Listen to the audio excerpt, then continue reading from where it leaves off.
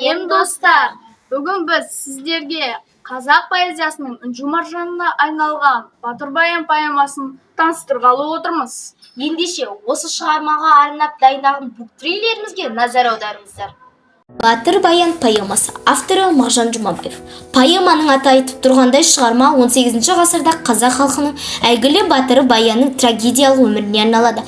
Бұл заманда 300-дің басын қосқан Абылай хан батыр баянсыз соғыс бастамаған дегенге біреу сенер, біреу сенбес. Аттанбағаны рас, өйткені баян батыр Абылай хан ақылы мен айбынына сенген әйгілі аламан батыр еді.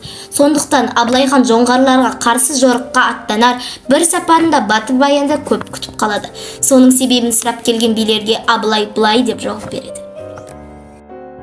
Жас баян жауды талай көрмеп еді, сорғалап сұңқардайын төнбеп еді, майданда жолбарыстай жалғыз ойнап, сан қолға аш бөрдей кірмеп еді, жебесі көбе бұзып жүрек түзбей, найзасын сірә жалған сенмеп еді. Бірін айт, бәрін айтта, басқа батыр баяндай алашым деп еңіреп еді. Бұл жолы кешігуі жай емес қой, тұлпарым кез болды ма орға тегі.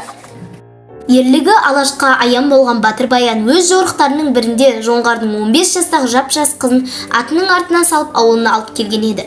Бірақ бұл қыз батырдың өзін емес інісін оянды сүйіп, екеуі бірге қазақ даласына қашпақшы болады. Өз інісінің бұл сатқындығын батыр баян кешіреді ме?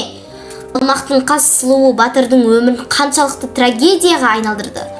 Өзін күтіп отырған Абылай ханның жорығына батыр баян үлгереді ме? Шығарманың қызығы осыда.